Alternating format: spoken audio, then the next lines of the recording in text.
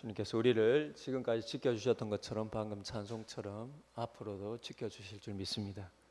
오늘 이 맥주 감사주일이 그 감사와 더불어서 앞으로 삶에 대한 믿음으로 드리는 예배가 되기를 원합니다.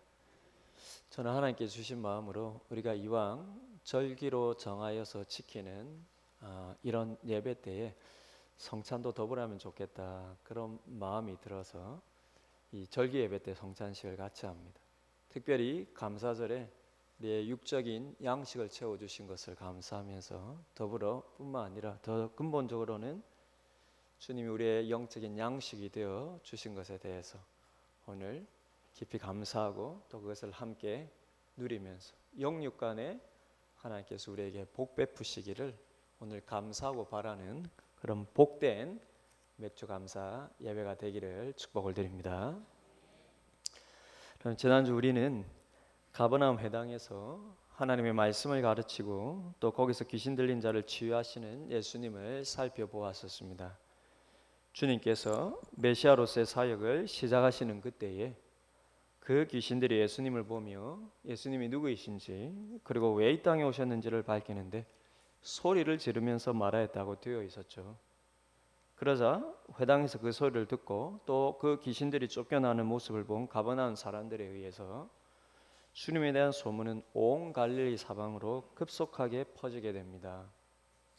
그리고 이제 주님은 회당을 나와 사람들을 만나며 본격적인 사역에 돌입하시게 되는데 흥미롭게도 그 첫 번째 대상이 오늘 본문에 등장하는 시몬 베드로의 장모입니다. 그럼 베드로의 고향은 베세다라고 하는 갈릴리 해변의 한 어촌 마을인데요. 요한복음 1장 44절에 의하면 베드로 안드레 형제뿐만 아니라 빌립이라고 하는 예수님의 또 다른 제자까지 이 베세다 출신입니다. 베세다는 대략 지금 이 오늘 본문의 장소인 가버나움으로부터, 가버나움이 갈릴리 북서쪽에 있거든요. 거기서 쭉 동쪽으로 배를 타고 가면은 대략 있는 곳, 갈릴리가 고구마처럼 이렇게 되어 있는데 그 위쪽 부분에 양쪽으로 이렇게 걸쳐서 있는 가버나움 맞은편 동쪽의 해안 마을입니다. 오늘 본문 당시에는 베드로 형제가 고향 벳세다가 아닌 가버나움에 살고 있었는데 그곳에 그의 장모가 있었다는 것으로 봐서 결혼 후에 가버나움에 정착했는지도 모르겠습니다. 그래서 벳세다와 가버나움을 오고 가면서 뱃일을 하였을 것으로 그렇게 학자들은 추정을 합니다. 우리는 베드로가 결혼한 상태였음을 간혹 잊을 때가 많은데요. 자식까지 있었는지는 모르겠지만 처와 장모가 있는 것으로 봐서는 그가 주님의 부르심을 받고 가정을 버리며 주님을 따르는 데 있어서 가족의 동의, 특히 아내의 동의가 필요하지 않았을까 싶습니다. 실제 후에 바울의 글을 보면은요, 그게 고린도전서로 제가 기억을 하고 있는데 저 정확히 갑자기 생각은 안 나지만 바울이 우리도 베드로처럼 아내를 데리고 다닐 권한이 없겠느냐 이런 말을 합니다. 베드로는 후에 그 아내까지 복음 사역을 위하여서 함께 사역의 동력자였다라는 것을 후에 충분히 짐작을 할 수가 있는 것이죠. 어쨌든 여러분, 초기에 베드로가 주님의 부름을 받는 데 있어서 그가 가족도 버리고 생업도 버렸으니까 반드시 아내의 동의가 필요했을 것입니다. 흔히들 우리가 오해하기를 예수님은 제자들에게 가정을 돌보지 말고 주님을 따르라고 명령하신 것처럼 생각을 합니다. 실제 후에 마가복음 10장 29절과 30절을 보시면 주님께서 실제로 이렇게 말씀을 하십니다. 예수께서 가라사대 내가 진실로 너에게 이르노니 나와 및 복음을 위하여 집이나 형제나 자매나 어미나 아비나 자식이나 전토를 벌인 자는 금세에 있어 집과 형제와 자매와 모친과 자식과 전토를 100배나 받되 핍박을 겸하여 받고 내세에 영생을 얻지 못할 자가 없느니라, 이런 말씀을 하십니다. 그럼 누가복음 9장 60절에 보셔도 주님을 따르고자 하는 사람이 먼저 아버지 장례를 치르고 따르겠다고 하자 주님께서 하신 말씀이 죽은 자들로 자기의 죽은 자들을 장사하게 하고 너는 가서 하나님의 나라를 전파하라, 좀 매정스러워 보이는 이런 말씀을 하십니다. 그럼 이런 말씀들이 자칫 우리가 잘못 이해했을 때 성도는 가정도 돌보지 않고 때로는 가족을 버리면서까지 하나님의 일을 해야 하는 것으로 여기게 만들기도 합니다. 그래서 우리도 가정을 보살피지 않을 정도로 교회 봉사를 열심히 하는 것이 하나님을 기쁘시게 하는 것으로 생각할 때가 많이들 있습니다. 그러나 여러분 오해하지 마실 것은요, 이 말씀들은 복음과 하나님 나라의 가치의 우선순위를 말하는 것이지 교회 일이나 복음 전도를 위해서 가정을 소홀히 해도 되는 의미로 말씀하신 것은 전혀 아닙니다. 그리고 이 말씀들은 주님께서 특별히 복음 사역을 위해 부르신 제자들의 순종에 대해서 교훈하시는 중에 하셨던 말씀입니다. 실제 여러분 자신의 가정과 생계를 버리고 주님과 함께 다닐 것에 대한 부름을 받은 것은 우리가 사도라 부르는 특별한 사명을 위해 부르심을 받은 몇몇 소수의 제자들이지 그럼 대부분 대중들에 대해서는 주님께서 실제로 가정을 버리고 자신을 따르라고 말씀하지는 않으셨습니다.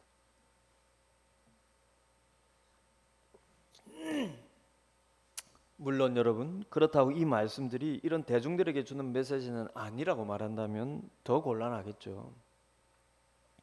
주님과 복음을 위해 가족을 버리라는 말씀은 특별한 사명을 받은 사역자만이 아니라 우리 모두에게 주시는 말씀이 맞습니다.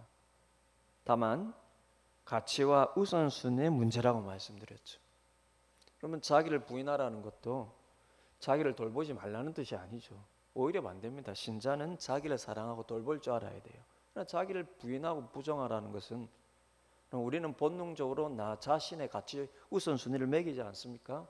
네가 가장 우선순위를 매기는 가족을 넘어서서 네 자신보다 주님에게 더 가치의 우선순위를 두라는 것이 나를 돌보지 말라 이게 아니죠.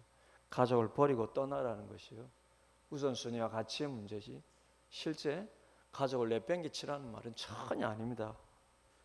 따라서 여러분 가정도 생계도 버리라는 것은 자기 삶의 가장 중요한 이런 요소들보다 더 근본적으로 하나님을 사랑하는 의미로 우리가 받아들여야 하는 것입니다. 그게 말씀을 균형 있게 보는 거예요. 그럼 주님은 오히려 가정을 소중하게 여기시고 중요하게 가르치셨습니다. 당시에 무시받던 여인들의 삶을 귀하게 보셨고요. 당시 소홀히 여김받던 어린아이도 그분이 친히 곁에 두시며 좋아하셨습니다. 또한 바리새인들이 자신의 욕심을 위해 부모에게 드려야 할 봉양을 하나님께 드리는 것으로 선언하기만 하면 그 부모에게는 안 드려도 되는 것으로 생각하던 여러분 당시에 고르반이라는 제도에 대해서도 신랄하게 비판을 하셨습니다. 십계명 중에 사람에 대한 계명들의 첫 계명인 5계명이 부모에 대한 공경이지 않습니까? 너희들이 이 계명을 우습게 여겼다라는 거예요. 그만큼 주님은 가정이 온전히 세워지는 것을 창조질서의 회복으로 생각하실 만큼 가정을 귀하게 여기셨습니다. 그럼 다시 베드로의 이야기로 돌아왔어요.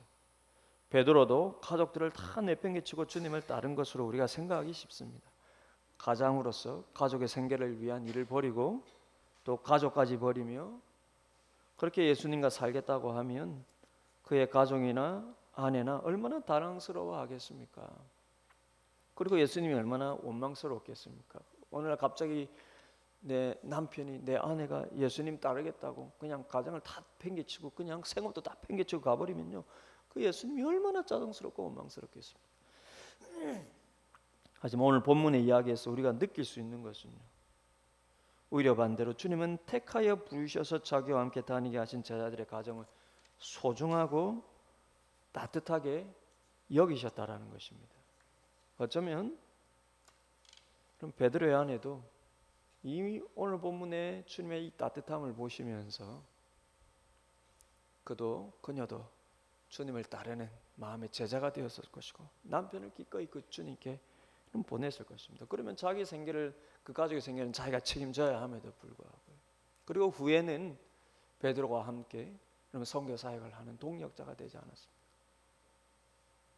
그럼 베드로의 장모의 열병을 주님께서 고치신 이 사건을 우리는 단순히 기적 중에 하나로만 생각하고 넘어가기 쉽지만 생각해 보면요 주님에 대한 소문이 이제 온 갈릴리 사방으로 퍼져서 그 수많은 사람들이 예수님에게 몰려올 텐데요. 실제 오늘 본문 다음에는 그 이야기들이 이어지거든요.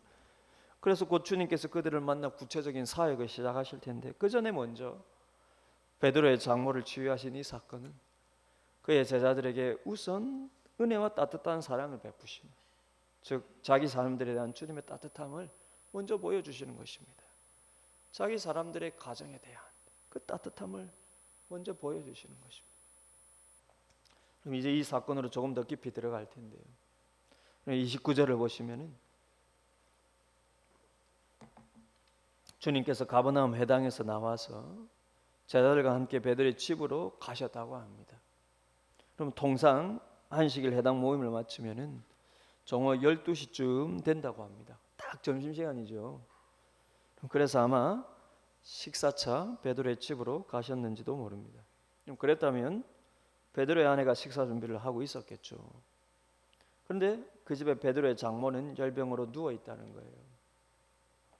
그럼 누워 있었다는 표현은 단순히 때마침 그때 열병에 걸려서 침상에 있었다라는 표현이라기보다는 아주 오랫동안 열병을 앓고 있었다, 이런 의미입니다. 그럼 실제 이 마가나 같은 사건을 다루고 있는 누가복음의 기록을 보면 두 군데 모두 동사가 미완료라는 시제로 되어 있습니다. 영어로 치자면 일종의 과거 진행형이에요. 그럼 미완료란 쉽게 말하면은 더 오래된 과거부터 이 사건을 다루는 그때까지 그 문제가 완료되지 않고 계속 진행되고 있었다라는 것입니다. 따라서 언제부터인지는 모르지만 장모의 열병이 주님께서 방문하시는 이 이전부터 오랫동안 있어왔던 만성적인 문제일 수 있음을 우리가 충분히 짐작을 할 수 있습니다.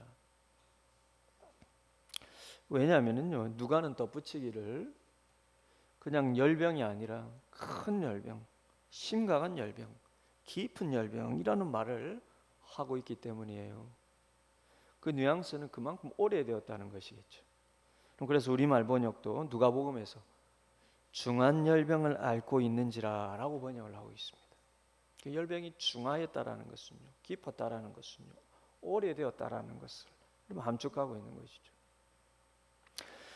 근데 오늘 주제와 더불어서 더 중요한 표현은 30절에서 다음 하반절인데, 30절 하반절에 보시면 이렇게 기록되어 있습니다.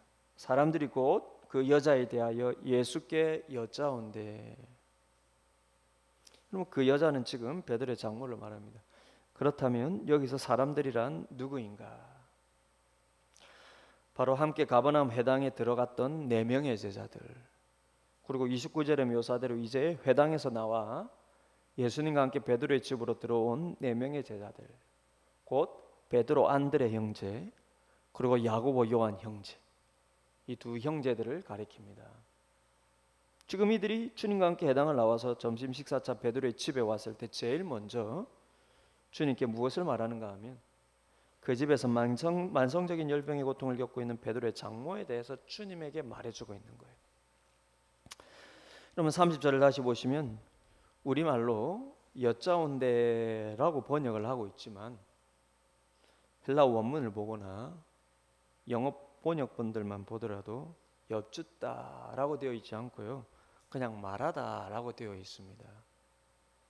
즉 그들이 베드로의 장모에 대해 예수님께 묻고 있는 게 아니라 엽주는 다음에 묻고 있는 느낌이죠. 뭐 예수님이 지금 베드로의 집에 와서 베드로의 장모를 뭐 이전에도 알았는지는 모르겠지만 사실 거의 뭐 잘 알고 있지 못할 수 있는데 예수님께 뭘 묻습니까? 엽죽는다라고 하면 뭐 묻고 있다라는 느낌인데, 이 베드로의 장모에 대해서 묻고 있는 게 아니라 그들이 그녀에 대해서 말해주고 있는 것입니다.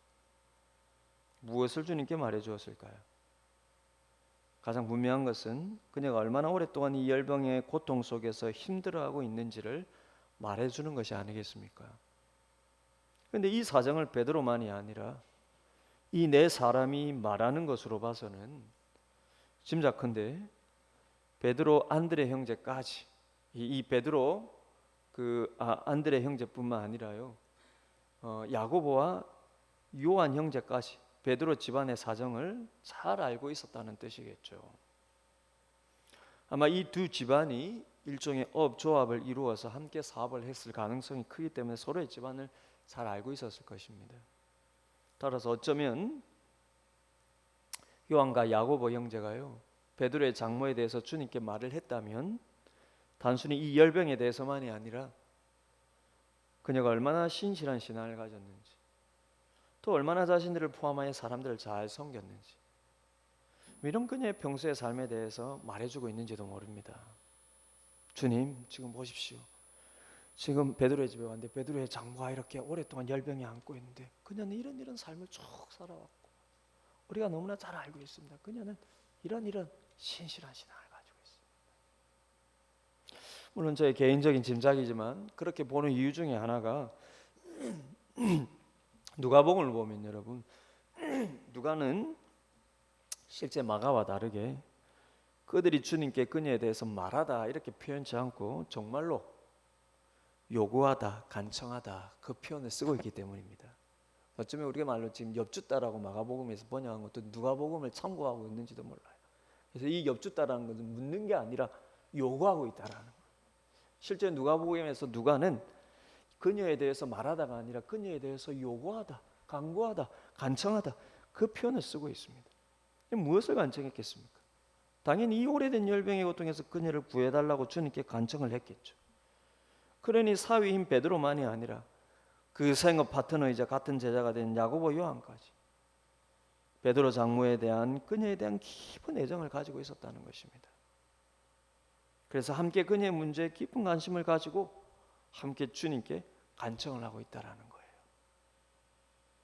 그래서 31절을 보시면 나아가사 그 손을 잡아 일으키셨다 그렇게 말씀을 하십니다. 그럼 내 제자들을 통해 그녀에 대한 이야기를 듣고 그녀를 향한 그들의 간청을 들으시고는 주님께서 즉각적으로 그녀에게 다가가셔서 그녀의 손을 단숨에 잡아서 일으켜 버리신 것입니다. 그러자 마가는 그녀에게서 열병이 떠났다 이렇게 기록하고 있습니다. 근데 여러분 흥미롭게도, 그리고 이제부터 잘 들어보시길 바라요. 근데 아주 흥미롭게도 이 누가복음을 보면은 마가가 표현하지 않고 있는 주님의 한 가지 행동을 더 기록하고 있는데, 누가복음 4장 39절에서 누가는 이 사건에서 주님의 이런 행동을 말하고 있습니다. 누가복음 4장 39절인데요. 예수께서 가까이 서서 베드로의 장모에게 갔죠. 예수께서 가까이 서서 열병을 꾸짖으신데 병이 떠나고. 그럼 예수님께서 열병을 꾸짖으셨다라는 것입니다. 나무라셨다라는 거예요. 이는 마치 그럼 조금 전 가버나움 회당에서 귀신을 쫓아내신 사건을 떠올리게 하는 표현입니다. 아니나 다를까 놀랍게도요, 오늘 본문 조금 앞서 지난 본문에 마가복음 1장 25절을 보시겠습니까?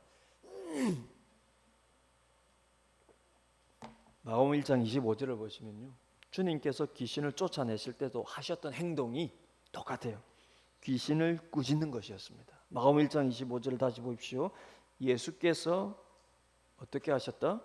꾸짖어 이르시되 잠잠하고 그 사람에게서 나오라 하시니. 그리고 흥미롭죠.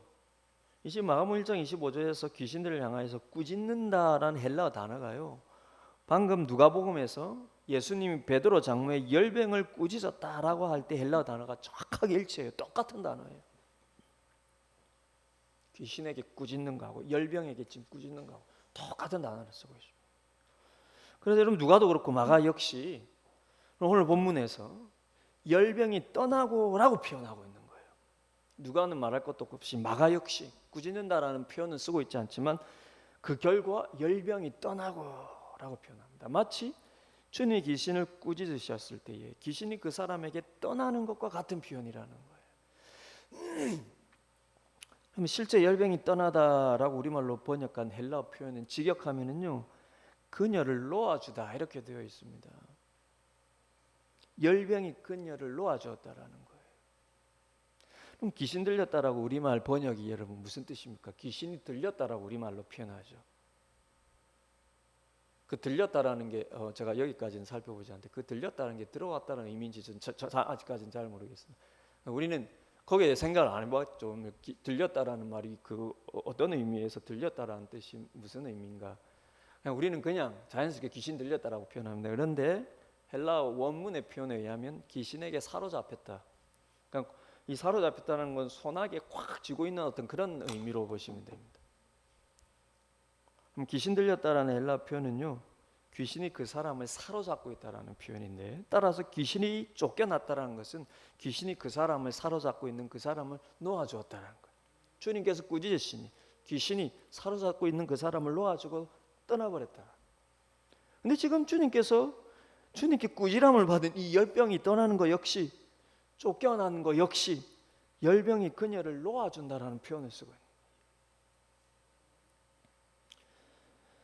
그럼 물론 우리가 귀신 들린 것과 질병을 같은 종류로 보아서는 안 됩니다.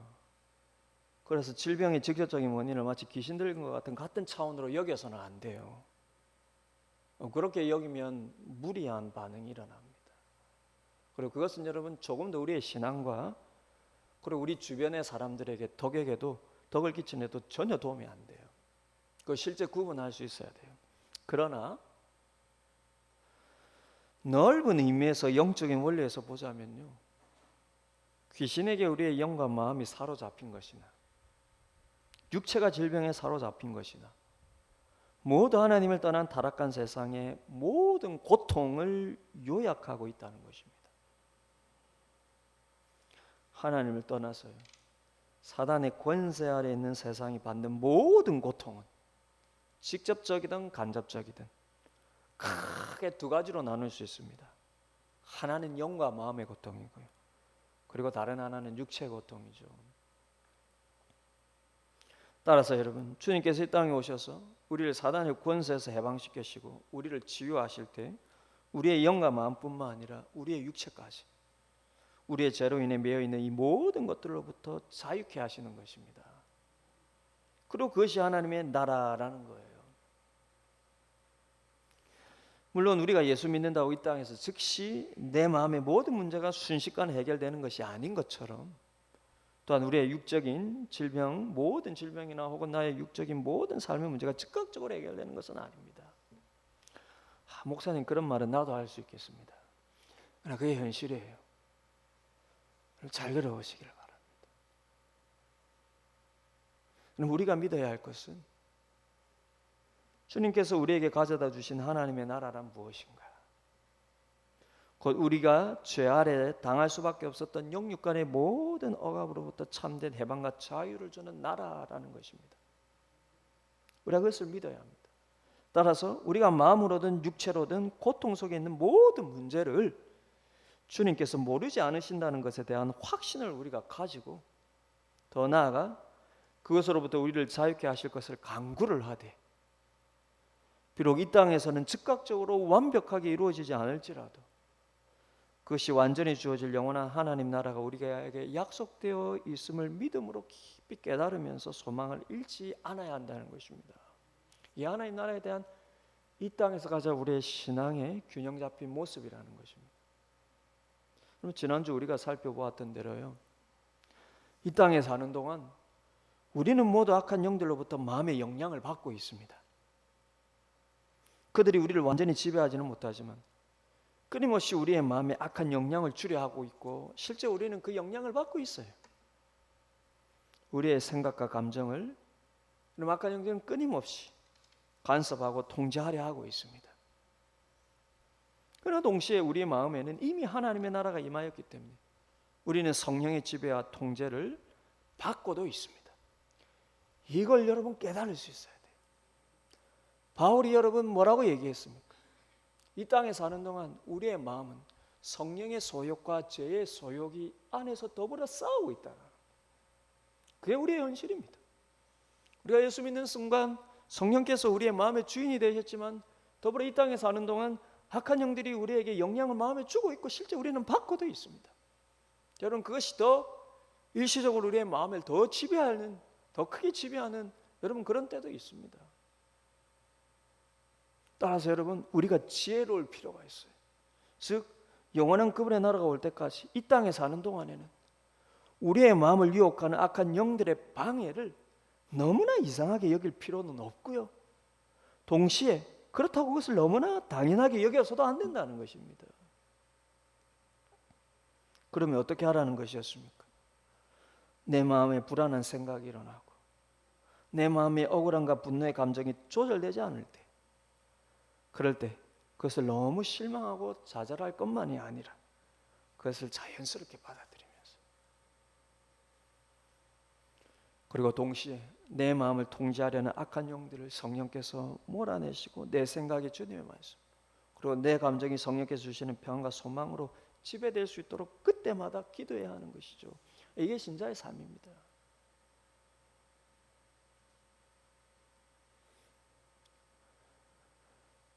우리가 병리적으로 막 크게 정신병에 걸리지 않아도 돼요.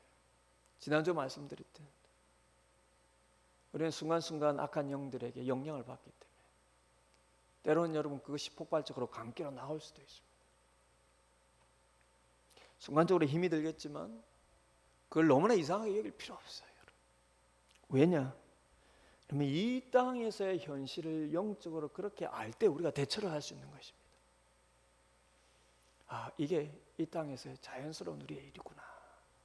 받아들이면요, 너무나 자신을 공격하지 않고 내가 이거밖에 안 돼, 하나님이 나를 떠나셨나, 그렇게 여길 필요 없어요. 그럴 때 오히려 성령께서 우리의 마음을 더욱더 다스려 주시기를, 십자가의 은혜가 우리를 더욱더 지배하기를, 주님이 여전히 이런 우리의 마음을 떠나지 않고 우리의 마음과 영의 주인 되심을 더욱더 고백하고 우리가 하나님에게 또 의지를 해야 하는 것입니다.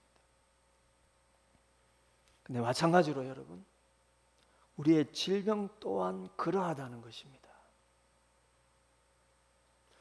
우리의 어떤 질병은요, 하나님의 놀라운 기적으로 단번에 치료가 되기도 하지만 어떤 질병은 그대로 가지고 있을 수도 있다라는 것입니다. 이 땅에서는요.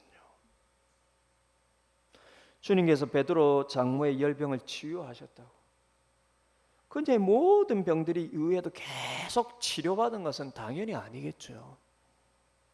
그리고 심지어 많은 사람들을 치유한 바울에게도 죽을 때까지 안고 있었던 질병이 있지 않았습니까? 우리 모두 놀랍도록 육적인 고침을 받은 경험이 있을 수 있지만 동시에 여전히 가지고 있는 질병이나 몸의 어려움도 있을 수 있는 것입니다. 그럴 때 여러분이 그것을 너무 이상하게 여기실 필요가 없다라는 거예요. 주님께서 내 기도를 들으시고 암을 치료해 주셨다고 해서 그러면 또 다르게 생긴 다른 질병도 반드시 고쳐주셔야 한다고 고집할 필요가 없어요. 그리고 그것을 주님이 나를 사랑지 않으시거나 나를 떠나신 증거처럼 여길 필요도 없다라는 것입니다. 그러면 여러분, 믿음 좋은 신자는요, 주님 오실 때까지 안 죽어야 되게요. 그게 이 땅이 아니지 않습니까? 의료적으로 여러분, 모든 죽음은 육적인 질병의 죽음입니다. 우리 몸이 쇠퇴해서 결국 죽을 때는 다 사인이, 그 변명이 질병이 있지 않습니까? 심장의 문제든요, 혈관의 문제든. 우리가 기독적으로 뭔가 큰 질병의 치료를 받는 것은 너무나 감사한 일입니다. 그렇다고 이후에도 내 모든 질병들이 다 기도할 때마다 없어져야 한다라고, 그것이 주님이 나를 사랑하시고 살아계신 증거라고 고집 부릴 필요가 없습니다. 그러면 여러분들은 여러분들의 마음의 광기의 문제는 왜 그렇게 여기지 않습니까? 여러분들이 모든 질병을 치유받아야 된다고 고집하는 것처럼 여러분 마음의 문제도 여러분 늘 그렇게 성령의 지배를 받고 있다고 생각하십니까? 그렇지 않죠. 우리가 낙심할 때도 있고 나도 모르게 짜증내어서 내 옆에 사람이 상처를 받을 수도 있죠. 우리가 그것을 심각하게 여기지 않는 경우가 많죠. 그럴 때마다 내 마음이 성령의 지배를 받고 있나 고민하십니까? 잘 안 합니다. 그러나 우리가 육적인 어떤 문제에 있어서는 이것이 반드시 내가 원하는 대로 해결되어야만 하나님이 나와 함께 하시는 증거라고 여길 때가 많이 있다는 거예요. 그럴 필요가 없어요. 그럼 어떤 질병은 죽을 때까지 가지고 가는 경우도 사람들마다 모두 있습니다. 이런 특별한 치료의 기적과 경험은 다만 하나님께서 살아계시며 우리와 함께 하시고, 주님께서 우리에게 주신 하나님의 나라는 마음의 병뿐만 아니라 육적인 고통도 전혀 없는 나라라는 것에 대한 소망을 주시기 위함입니다. 우리가 소망해야 될 영원한 주의 나라가 어떤 나라인지 우리로 깨닫게 하시고 그 나라를 소망케 하기 위해서 우리의 마음의 질병을 치유하실 뿐만 아니라 때로는 극적으로 우리의 육적인 질병도 치유하시고 고치시는 것입니다. 그러나 여러분, 마음의 문제든 육적인 문제든 완전한 고통으로부터의 자유가 내가 사는 이 땅에 사는 동안 이 땅의 내 삶에서 이루어져야 하는 것처럼 고집을 필요는 없습니다. 그러니 여러분, 우리의 육적인 문제도 여러분이 주님께 맡기시고, 어떤 문제든 여러분 간청하십시오. 그리고 고쳐주시는 것에 대해서는 내가 하나님 나라 백성임에 대한 확신으로 기뻐하십시오. 그러나 아직도 가지고 있는 몸에 어려움이 있다면 그냥 영원한 하나님의 나라에 대한 소망과 기대로 활용하십시오. 바울도 여러분, 자신의 어떤 육적인 질병에 대해서 3번이나 심각하게 하나님 앞에 기도했을 때, 그때 최종적으로 하나님께 들은 응답이 무엇입니까? 네 은혜가 네게 족하다. 바울이 그 말씀을 받고요, 이것이 특별히 하나님의 사역을 감당하며 많은 사람들을 치유하는 데가 교만하지 않도록 나를 겸손케 하시고, 그것이 내 능력으로서 나오는 것이 아니라 하나님의 은혜로부터 나오는, 그저 나는 대리자임을 겸손하고 낮아지게 하기 위해서 하나님께서 끝까지 어떤 부분에서 내 육적인 약함을 가지게 하는 것으로 바울이 받지 않습니까? 그러면서 내 은혜가, 하나님이 살아계시며 나와 함께 하시고 동행하시는 것을 깨달을 수 있는 은혜는 내게 충만하다라고 고백하지 않습니까? 그러나 여러분, 무엇이든 간청하십시오. 그리고 여러분들이 많은 기적을 경험하시길 바랍니다. 그러나 그러지 않는 것에 대해서는요, 하나님께서 나를 이 땅에서 겸손케 하실 뿐만 아니라 이 완벽한 마음과 육적인 자유는 영원한 하나님 나라에 있음을 여러분 오히려 소망케 하시고, 이 땅의 삶이 다가 아닌 것을 우리가 더욱더 바라보게 하시기 위한 하나님의 선물임을, 그건 역시 받아들이시기를 바랍니다. 그러면 여러분, 우리가 감사치 못할 게 없어요. 사람마다 기적의 경험이 다 다릅니다. 육적으로도요, 어떤 사람은 암의 치료를 받았지만, 그러면 어떤 사람은 여러분 다른 어떤 육적인 문제의 치료를 기적적으로 받죠. 반대로 여러분, 어떤 사람은 암의 치료를 못 받는 사람이 있고요, 암의 치료를 받았다 할지라도 어떤 사람이 받은 육적인 질병의 치료를 그 사람은 못 받은 경우도 있습니다. 사람마다 각각 다릅니다. 자기 경험을요 절대화할 필요가 없어요. 여러분 그렇게 생각하고 돌아보면, 그러면 내가 지금 간절히 하나님께 원하는 것, 그것이 아직 내게 이루어지지 않았다 해서 하나님이 나를 사랑하시지 않나 실망스러워도, 그러면 이런 시각을 가지고 돌아보면 하나님께서 지금까지 내게 베풀어 주신 마음의 은혜뿐만 아니라 육적인 은혜도 얼마나 많고, 하나님이 지금 나와 함께 하시며 살아계시며 내 삶을 이끌어 가심에 대한 증거로 내게 보여주신 육적인 은혜가 얼마나 많습니까? 그러나 그 위에 또 다른 여러분 작은 어려움 앞에 하나님께서 내 기도대로 들어주지 않았다 해서 이전의 모든 은혜들이 다 사라진다면, 여러분 그러면 하나님이 이 땅에 완전한 하나님의 나라를 바로 가져오시지 왜 기다리실 이유가 뭐가 있겠습니까? 그러나 아직까지는 사단이 여전히 역사하는 이 땅에 우리를 두신 이유는 무엇입니까? 아직 영원한 하나님의 나라가 주님의 재림 때까지 오지 않고 기다리시는 이유가 무엇이겠습니까?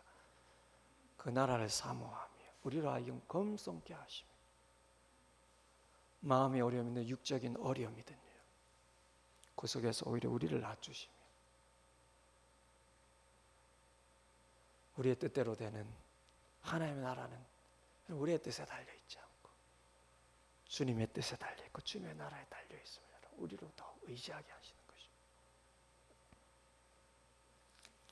그러니 여러분, 마음의 질병뿐만 아니라요, 몸의 질병도요, 고쳐주신 것은 감사하고 아직 내게 남아있는 것은 하나님이 나를 겸손케 하시고 하나님만 의지하게 하기 위해서 내게 주신 은혜의 가시라고 여러분 여기시면서, 그것도 하나님께서 원하신 목적에 따라서요, 또 때가 되면 그것도 해결해 주실 때가 있는 것이겠죠.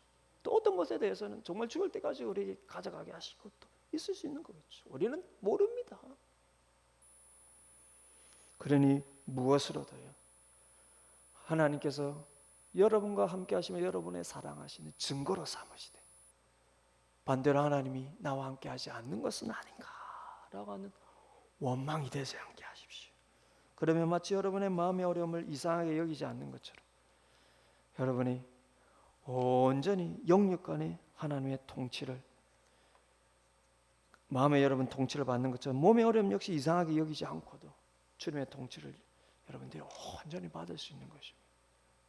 그리고 여러분 자신에 대해서뿐만 아니라 오늘 베드로와 그의 친구들이 베드로의 장모에 대하여서 주님께 얘기하고 간청하였던 것처럼 우리가 서로에 대해서도 주님께 말해주고, 그리고 주님께 간청하고. 여러분 야고보에서 그 유명한 질병의 치료에 대한 야고보서 5장에 이런 그 질병의 치유를 영적인 공동체가 함께 감당하라고 말씀하지 않습니까? 서로가 서로의 죄를 주님 앞에 고백하면서 서로의 질병을 요청할 때 하나님께서 역사하리라 말씀하지 않습니까?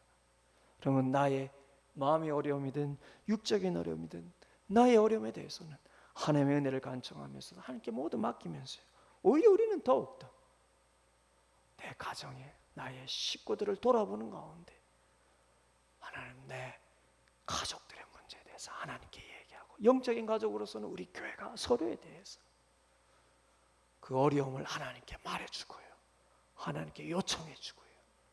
그것이 천국 백성들의 삶이라는 것입니다.